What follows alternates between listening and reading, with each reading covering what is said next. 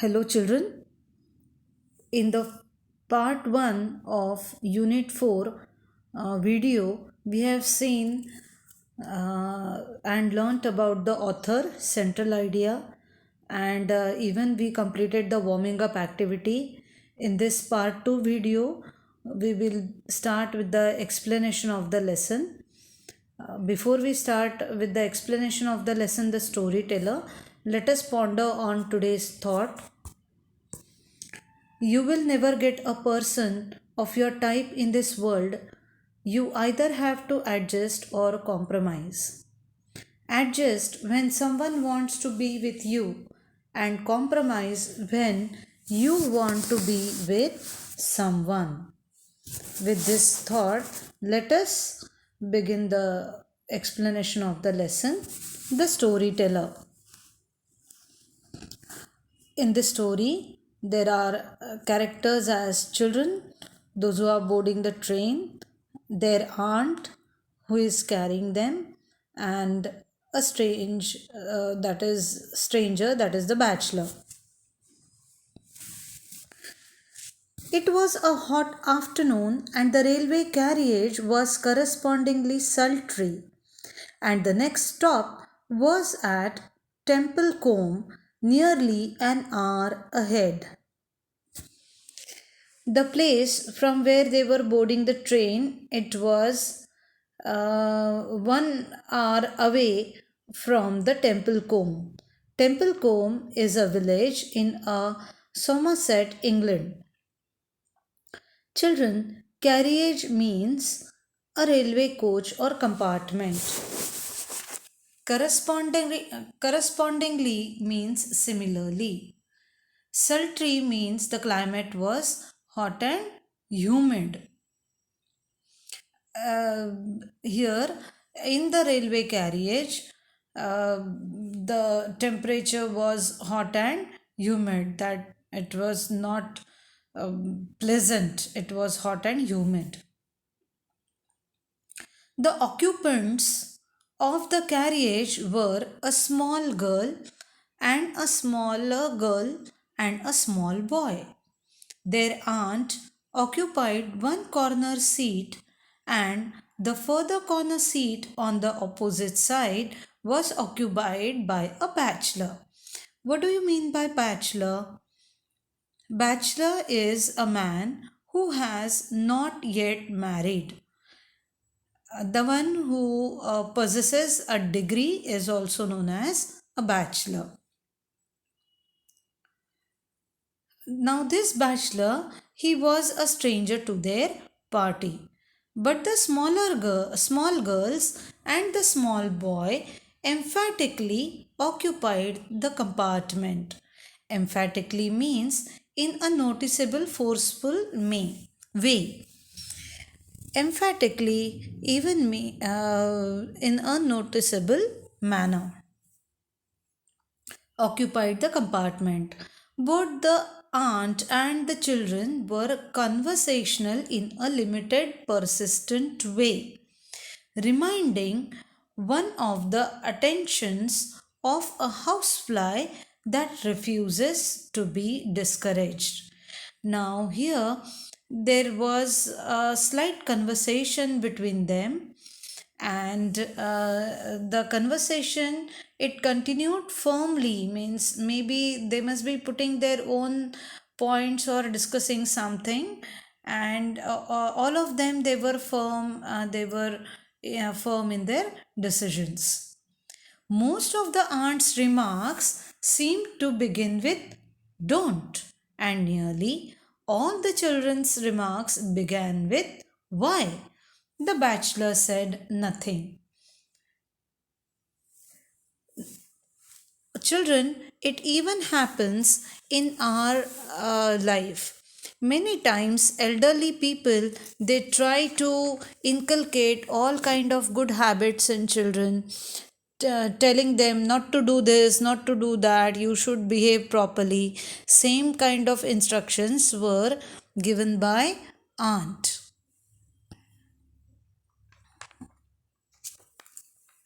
Don't, Cyril, don't, exclaimed the aunt. Cyril, the name of the boy, as the small boy began smacking the cushions of the seat, producing a cloud of dust at each blow. When the boy was smacking, means striking typically with the palm of the hand and as a punishment.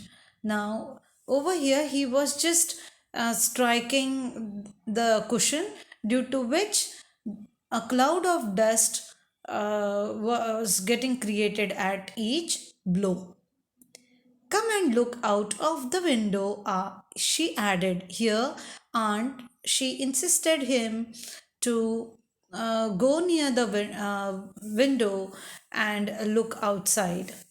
The child moved reluctantly. Reluctantly means in an unwilling and hesitant way. The child here, Cyril, he was unwilling to go near the window and look outside. Why are those sheep being driven out of that field? He asked. Now, after looking at the window, after looking outside the window, he must have seen something, and then he said, he questioned his aunt that why were those sheep they had been driven out of that field. Aunt, at that time, she replied, said that maybe she expected that those sheep were being driven to another field where there was more grass. Over here, in a weak voice, she said she was not confident enough. Just for the sake of answering, she answered. But there is lots of grass in that field, protested the boy.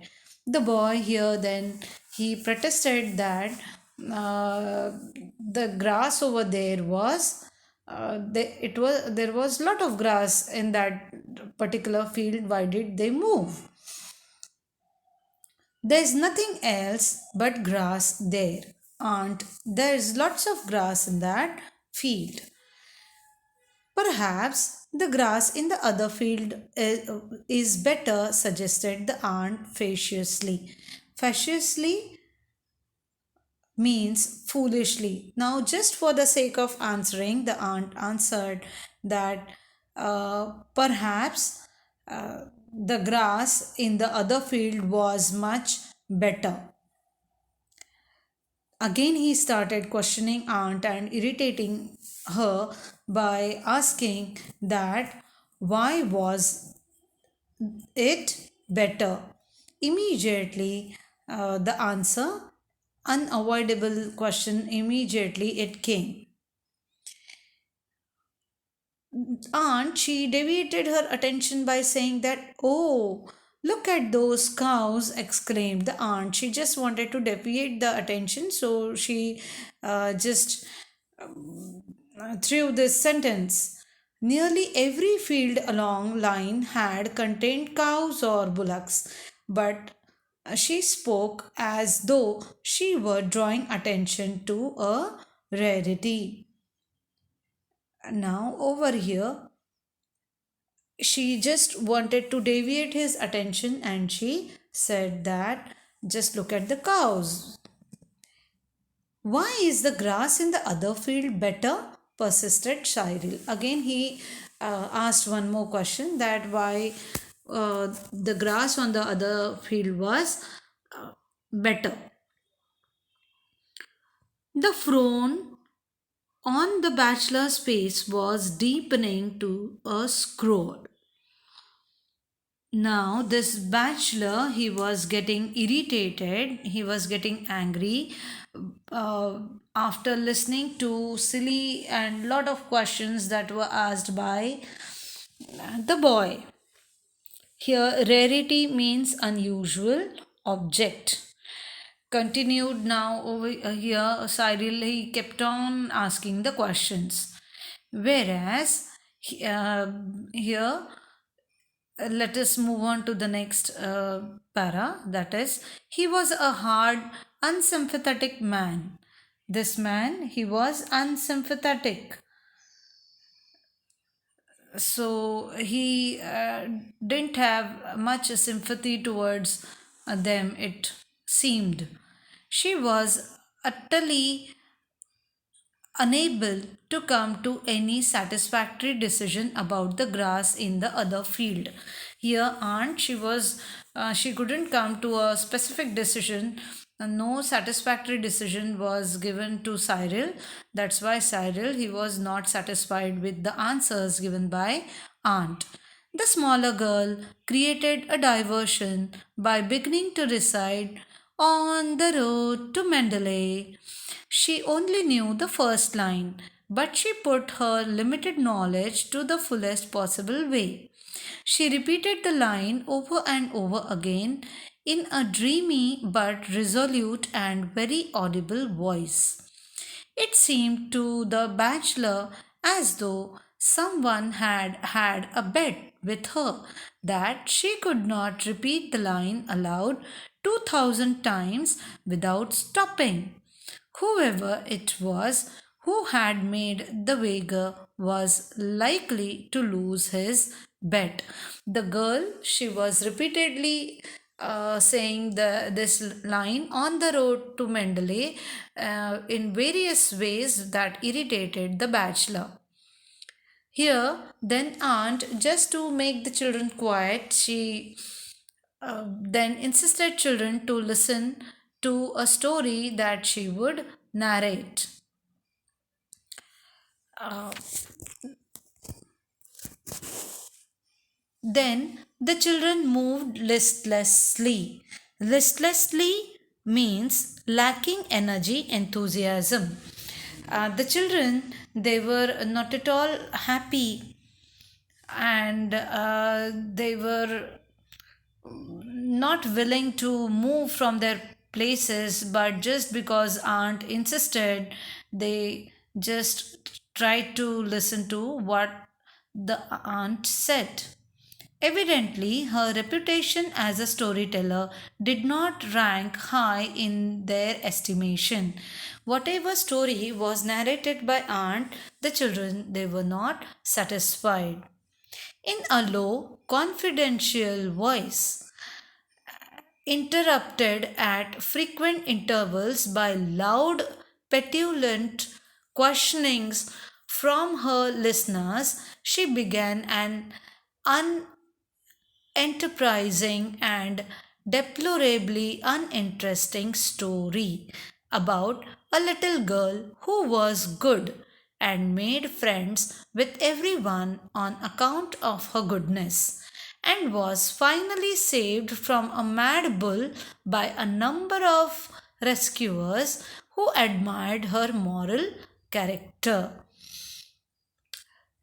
Over here, when aunt said that the girl in the story that she narrated was saved just because she was good, here the children were not at all satisfied with the story that she narrated. A scowl means an angry look. Resolute means firm. Estimation is opinion. Petulant means unreasonable. Deplorably means in a very bad way. Now, children, they again asked questions based on the story. The bigger of the smaller girl, she demanded that wouldn't they have saved her, means the girl in the story, if she hadn't been good. It was exactly the question that the bachelor had wanted to ask. Well, yes, admitted the aunt lamely. Here, the aunt lamely means weak, in an unconvincing manner, she answered, because she herself was not confident about what she was answering. But I don't think they would have run quite so fast to help her if they had not liked her so much, said Aunt. Now, over here,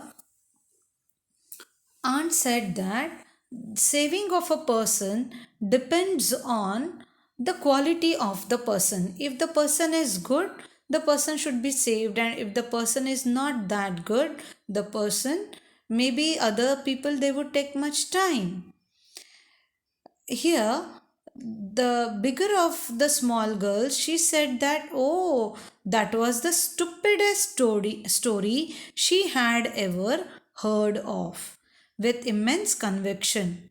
And she didn't listen after the first bit. It was so stupid story, said Cyril.